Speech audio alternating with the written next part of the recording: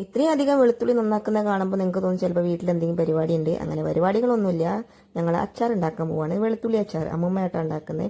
അങ്ങനെ ഉള്ളിയൊക്കെ നന്നായിട്ട് ക്ലീൻ ചെയ്ത് അടുപ്പത്ത് പാൻ വെച്ച് ആദ്യം വെളിച്ചെണ്ണ ഒഴിച്ച് പിന്നെ അതിലേക്ക് എണ്ണ ഒഴിച്ചിട്ട് അമ്മമ്മ അങ്ങനെ ഉണ്ടാക്കുക. പിന്നെ കടുക് പൊട്ടിച്ചിട്ട് പിന്നെ അതിലേക്ക് ഇഞ്ചി, പച്ചമുളക്, കരിവേപ്പിലൊക്കെ ഇട്ട് നന്നായിട്ടൊന്ന് വാട്ടിയെടുക്കുന്നുണ്ട്. ഇത് നല്ലോണം വാടി വരുമ്പോൾ നന്നാക്കി വെച്ച വെളുത്തുള്ളി മുഴുവൻ ഇട്ടിട്ട് നന്നായിട്ട് മിക്സ് ചെയ്യാം. എല്ലാം നന്നായിട്ട് മിക്സ് ആയിട്ട് വരുമ്പോൾ അതിലേക്ക് കുറച്ച് മഞ്ഞൾപ്പൊടി ഇട്ട് കൊടുക്കുക. വെളുത്തുള്ളിക്ക് ഒരു കളറൊക്കെ കിട്ടാനാണ്. അങ്ങനെ മഞ്ഞൾപ്പൊടി ഇട്ട് കൊടുത്തിട്ട് നന്നായിട്ട് മിക്സ് ചെയ്യാം. അമ്മമ്മ നല്ലോണം ഇളക്കി കൊടുക്കുന്നുണ്ട്. ഇതെങ്ങനെ ഉണ്ടാക്കേണ്ടതെന്നൊക്കെ എന്നോട് പറയാട്ടോ. ഞാൻ വീഡിയോ എടുക്കുന്ന കണ്ടിട്ട് എന്നെ വീഡിയോ എടുക്കണ്ടെന്നൊക്കെ പറയുന്നുണ്ട്. അങ്ങനെ നമ്മുടെ വെളുത്തുള്ളിയിൽ നല്ലോണം മഞ്ഞൾപ്പൊടിയൊക്കെ പിടിച്ചിട്ടുണ്ട്. ഇനി ഇതിലേക്ക് അച്ചാർ പൊടിയാട്ടോ ഇട്ട് കൊടുക്കുന്നത്. അച്ചാർ പൊടിയൊക്കെ ഇട്ട് കൊടുത്തിട്ട് നല്ലോണം മിക്സ് ചെയ്യുക.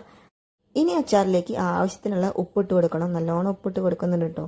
എന്നിട്ട് നല്ലോണം മിക്സ് ചെയ്ത് ഇത് അമ്മമ്മ ഉണ്ടാക്കിയ അച്ചാർ പൊടി കേട്ടോ.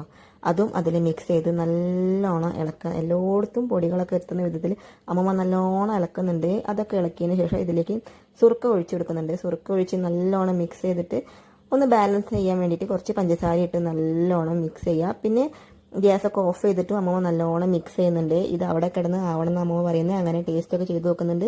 പിന്നെ ആവശ്യത്തിന് വേണ്ട ചേരുവകളൊക്കെ ചേർത്ത് കൊടുക്കുന്നുണ്ട് കേട്ടോ. കാണുന്ന പോലെയല്ല, ഇത് കഴിക്കാൻ അടിപൊളി ടേസ്റ്റാണ്. ഇവിടെ വെളുത്തുള്ളിച്ചാറൊക്കെ റെഡി ആയിട്ടുണ്ട്. അപ്പം അത്രേ ഉള്ളൂ. ടാറ്റാ.